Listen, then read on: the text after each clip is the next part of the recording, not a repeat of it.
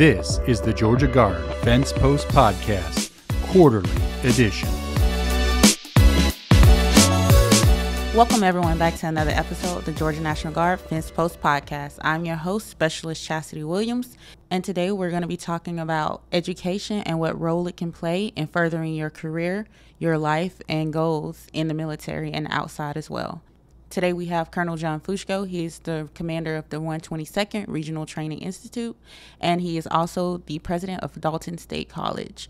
Sir, could you please tell us a little bit more about yourself? First and foremost, I would say I'm, father of 12 kids, including two Georgia Army National Guardsmen.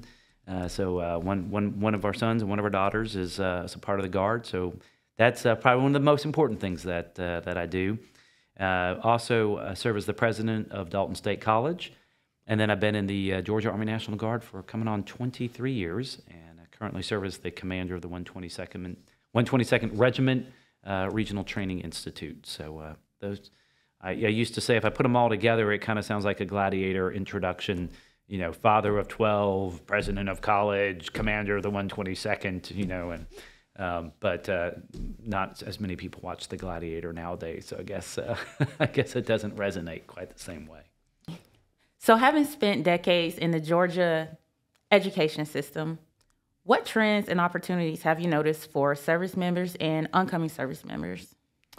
Well, lots of good stuff and probably some stuff to work on as well, right? So I think on a positive end, and I think certainly, particularly in the university system of Georgia, there's a real awareness of the fact that soldiers and airmen and really all of the branches of military service, they bring some really unique perspectives and maturity and commitment to the classroom, right? I think, prior to, 9/11 and everything that happened after that, the exposure to a soldier or to a military member in the classroom maybe looked a little different, right? People maybe had memories going back to Vietnam or whatever else may have been out there. There were probably some stereotypes that people may have had. But I think as this generation over this last, really 20 years has been engaged in overseas missions, and the Guard and Reserve in particular, right? And the Georgia National Guard, right, has been very constantly engaged in missions overseas and in missions in the homeland. So with that generation is been coming to school and going to college and furthering their education and bringing those experiences into the classroom and into their experience at college and in who they are. And so I think that the trend that I would see is there's been a lot of aha moments, a lot of openness, a lot of desire to help. And people coming back with things like PTSD. How can we be helpful? Having an educational program tied to that, as well as services on the campus that are tied to that. On a very practical level, I would say, particularly as you look at kind of the university system as a whole, there's been a lot of policies put into place to help service members, to make sure that it's affordable and accessible and that there's options and that we're kind of talking about it in a way that makes sense. There's the yellow ribbon programs that are done on the campuses.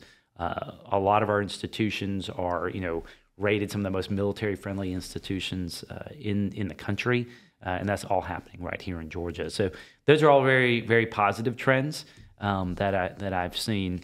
The only trend that maybe sometimes gives me a little bit of concern is I sometimes see in the part of particularly more junior service members not using a lot of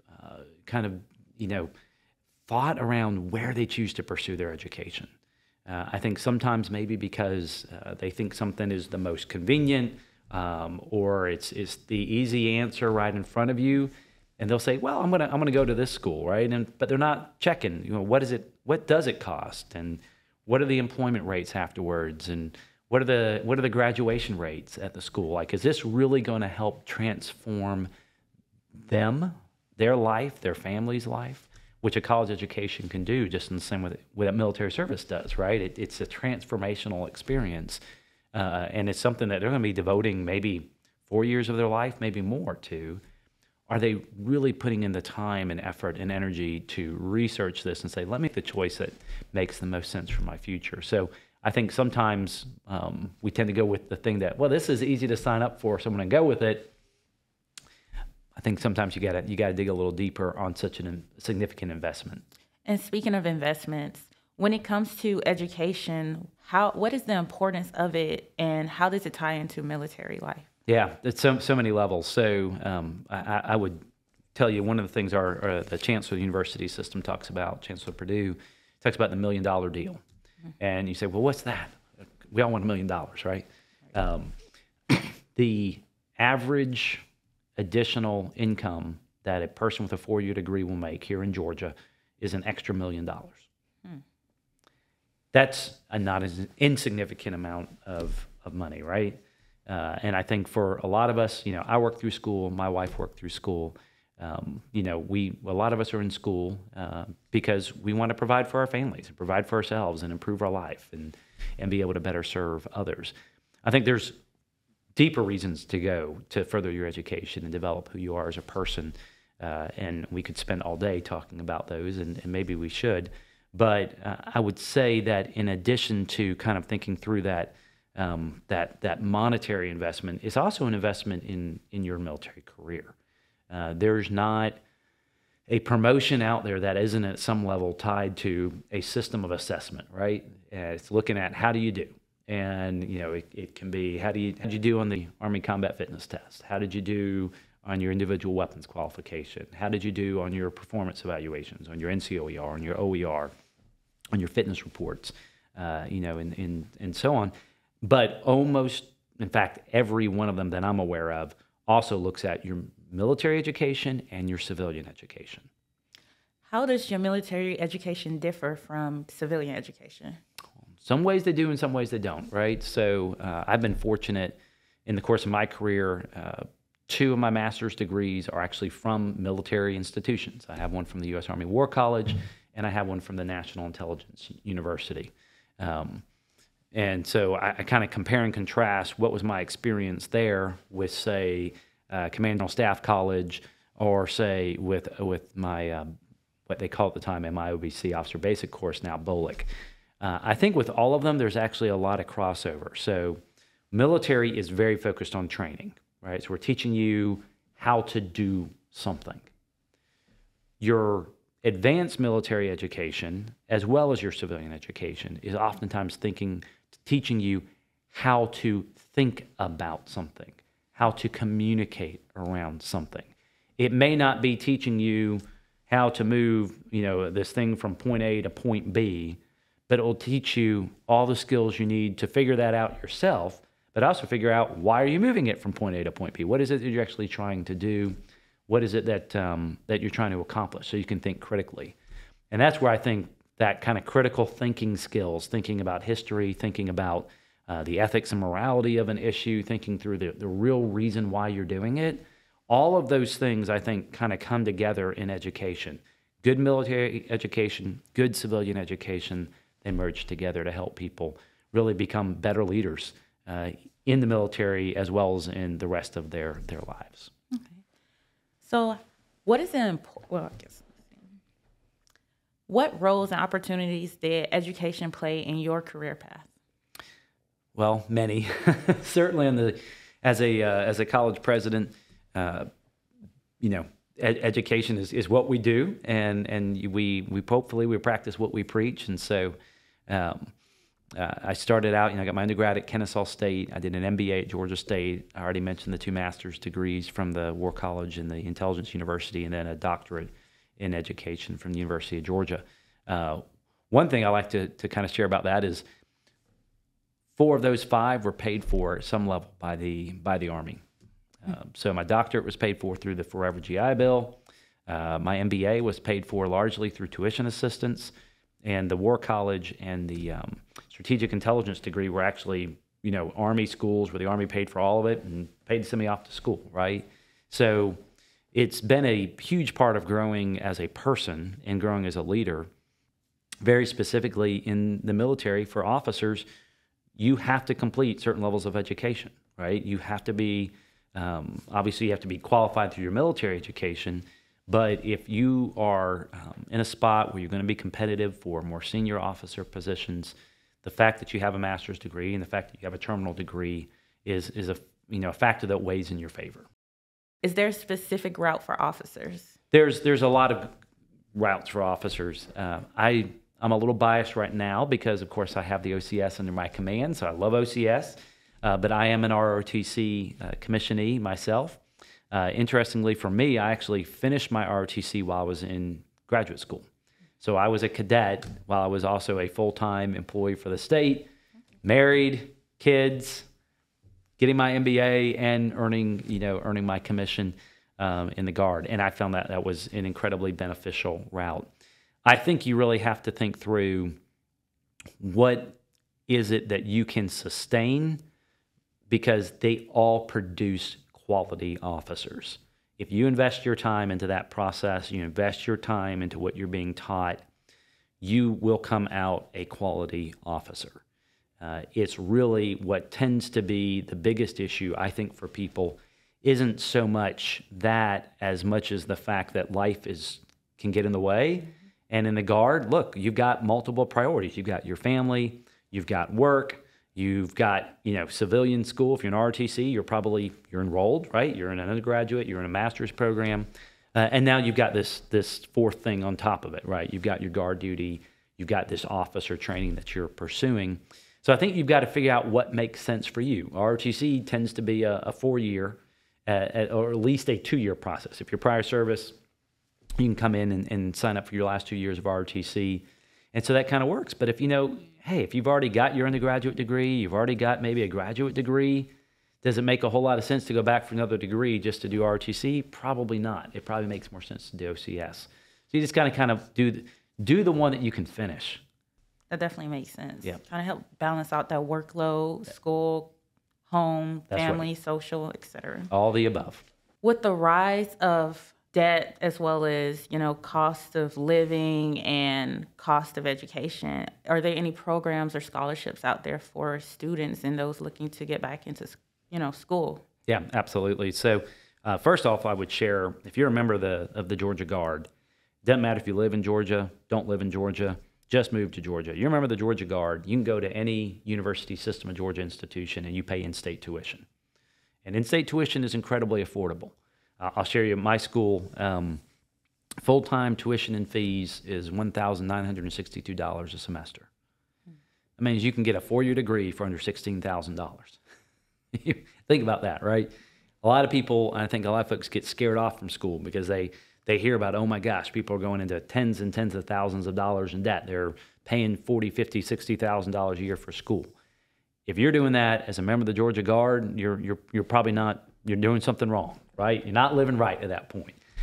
You can absolutely pursue world-class quality education right here in the state of Georgia for a much, much reduced sort of, tuition and fees of what you might be hearing out there, kind of in the public sphere on the radio or what have you. So I would say, first off, take advantage of the resources we have in the state and university system, as well as in the technical college system of Georgia. Second off, if you are a Georgia resident, you meet the qualifications, you probably have access to HOPE, right? Which, whether it's the Zell Miller Scholarship or the HOPE Scholarship or the HOPE Grant, will cover a vast, vast majority of those costs, particularly if you maintain that GPA and that which you're more than capable of doing. There's not a soldier out there, in my view, they can get through basic and they get through AIT, they've graduated high school, they can absolutely be successful in college, right? But then thinking through, you've got tuition assistance, you have the service counselable loan, you have the GI Bill, depending on, how you came in or how you enlisted. There's the Georgia Military Scholarship, there's, other ROTC, there's the Minuteman Scholarship that the Georgia Guard offers. If you're going to school as a Georgia Guardsman and you're shelling out thousands of dollars a semester or even a year, my guess is you're probably doing something wrong because there's so many options out there that are available that if you're planning to continue your service and you're willing to do that, you can absolutely make it work. Majority of us probably have heard of the service cancelable loan, but I've never heard of the Minuteman Scholarship. So Can you tell us a little bit more about both? Yeah, so the service counselable loan, of course, is as I understand, is kind of tied as a last dollar sort of if you don't have other aid, right? So it's the point isn't to have you borrow a bunch of money. The point is, when you've got some stuff that isn't being covered and now you need to borrow to cover the rest, you're eligible for that. The service counsel loan, which basically means you borrow the money as long as you stay in school and you maintain your Guard commitment over a period of time. That loan is essentially paid off on your behalf. You're not making payments on that loan, which is a great program. The Minuteman Scholarship is a scholarship for enlisted National Guard soldiers. I believe it's available for airmen as well, but it's for those who would be, for example, in a college program, going through, they've applied to become a part of ROTC. They're transitioning over to become an ROTC cadet, and they get paid, I think it's $5,000 a semester that is available for that. That can go towards their tuition, their fees, their room and board, their books, whatever it is that they need. And of course, there's a commitment that when they finish, that then they'll commission into the National Guard, which they're already in it, right? They're already enlisted in it, but it is for those who are who have gone through basic, gone through AIT, that they become eligible for it. How can service members and those looking to join the National Guard get more information? Who can we reach out to get information? Well, there's always, GoGuard.com, I think, is the correct URL for that, even though, nowadays everybody's just going to Google it, right? You say Georgia National Guard Education, and I think you'll probably get a list of things that will show up. But our recruiting retention battalion, any of our National Guard recruiters, Army or Air, they know this stuff inside and out. This is their bread and butter. This is kind of what they do. Just like artillery soldier knows how to operate an artillery piece. I think our recruiting retention soldiers, this is their equivalent of their crew-served weapon. This is the equivalent of their artillery rounds, is being able to explain and facilitate people who want to join the Guard, making sure that they get those educational benefits. One of the things that sets us apart as a military is the fact that we, whether it's our junior enlisted, it's our NCOs, it's our officers, all of them, the U.S. military has recognized for a long time, we're going to be more effective at fighting and winning the nation's wars and protecting the homeland if we have an educated members of our military at all levels. Maybe once upon a time there was this thought of, well, the officers go get their education and our soldiers and NCOs, they just need to take orders. That went the way of the dodo bird many decades ago, right? Because we've learned that to effectively fight in a war, we need everybody to be thinking. We need everybody kind of taking themselves to the full point of where they can be, which means we need everybody educated in that program, and they've invested in it. So once again, if you're in the Guard or you're thinking about joining the Guard and you're interested in it partially because of the educational benefits, I'm here to tell you they are legion. They are many.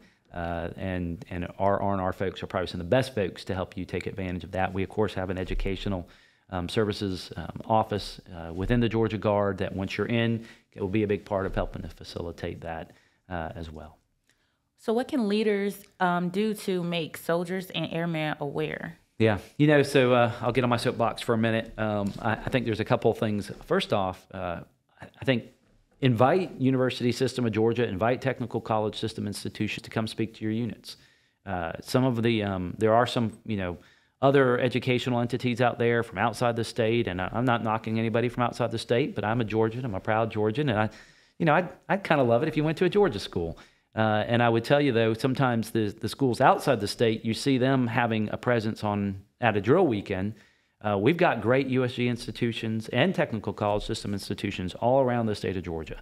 They're close to every armory probably that we have out there in the inventory.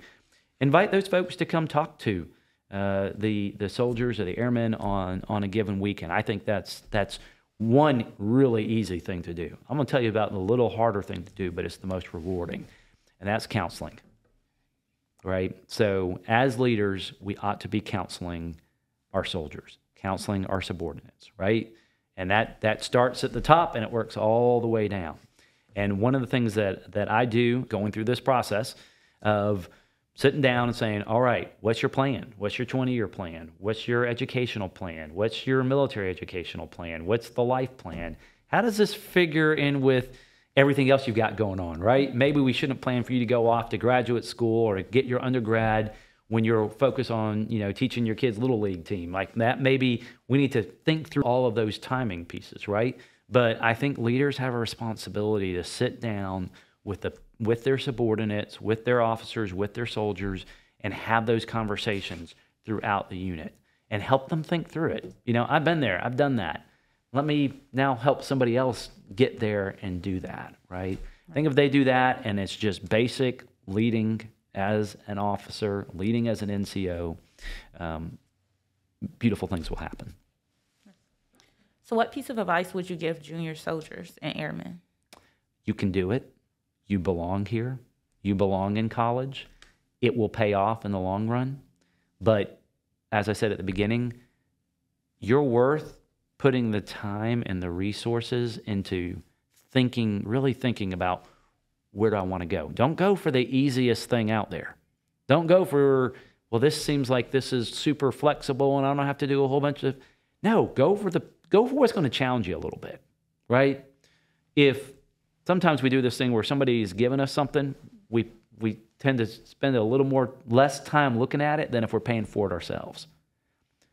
Even if the military is paying for your civilian education, pretend like you're paying for it. So would you go spend $5,000 a year, $10,000 a year on something and not really research it and not really figure out if it's the right answer for you based on what you want to do? No. Probably wouldn't do that, right? Got to think long term. Got to think long term. So do the same thing when it comes to your education. It's an investment in you in a way that almost nothing else that you do will be. Me personally, I'm looking to get back into school, and I know what I want to do is transfer first from the military to the civilian side, Yep. which is public affairs. Yep. Now, if someone is in my position or a similar position, what's their first step? I would say my first step would be, what is it I'm looking to be able to do in terms of my time? Like, are you wanting to go to school full-time or you want to go to school part-time? You want to go to school in the evening? You're like going to go all in for 2 years and overload on your courses, right? So just kind of, you kind of take stock of what's in your rucksack before you go on a hike, right?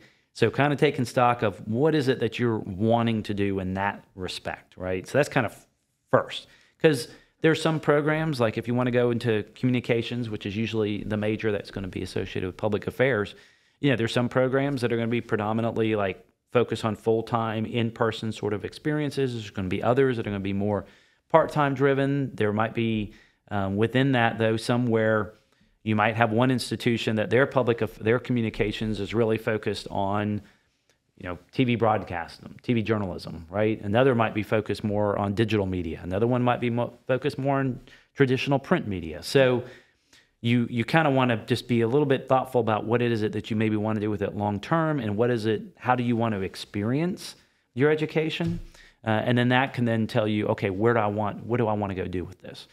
You might want to go off, if you want to be in public affairs, you might want to go off, if you want to be a journalist, for example, you might want to go to the University of Georgia.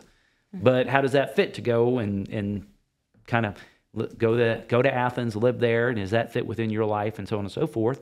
You also might say, hey, I want to go to Kennesaw State, right? If you're right here in Cobb County, that is it's my undergraduate alma mater. I'm a little biased, but that's a great institution.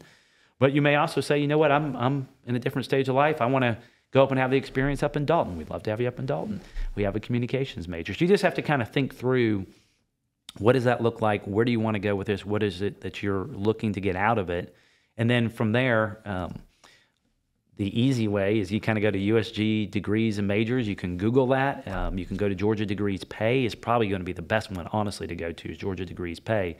And it will tell you you can compare, all right, for this major at these institutions, here's the average debt, here's the average salary. When you're finishing up, when you're graduating, what is the average salary coming out for that? What's the cost, et cetera, and so on and so forth. So Georgia Degrees Pay is probably one of the best options for that. To look through for those different careers and so on. And regardless of your MOS or your job title in the military, there's something out there for you. Yes, yeah. And, the cool thing is that through the Joint Service Transcript, I think is what they call it, there's usually most people's basic and AIT as well as your NCOES, parts of that count towards college credit. So, you got to kind of find the right fit for the right program, but sometimes you can kind of knock out a semester or more. Sometimes that would cover down on some of your requirements for your degree. So you don't always have to think, oh, this is a 4-year deal. I'm only going to finish in 4 years. No, sometimes you can finish much sooner. It's just a matter of, are you willing to invest? Yes. Yeah. And you got to do a little research and talk to the admissions office at the schools you're thinking about going to. Get in with the advisor. The institutions are usually, we're falling all over ourselves to put as many resources out there as we can for incoming students. Sometimes, particularly younger students who maybe aren't quite as wise to the ways of the world, like, oh, I don't need to talk to anybody. It's like, no, even if you're smart, you need to, right? So, as a soldier, you get an orientation, right? I mean, if it's the first thing you do is where am I? Where am I going? Let me orient myself to the environment that I'm working in. You need to do the same thing in higher ed. Take advantage of those resources that are there, so you kind of understand the lay of the land and what can you get involved in when you're at school. What courses should you take first? Because there's a major courses that you've got to take, but then there's your core, and the core is really important, right? The core is fundamental to really preparing you to be successful in college and in life and your career. So what's the right mix and balance of that, right? So there's advisors, there's folks who will help you with that all day long. All you got to do is ask. All righty. Thank you, sir, for stopping by and sharing those pearls of wisdom. Thanks for tuning in, and check us out next time on the next episode of the Quarterly Podcast on your favorite streaming platform.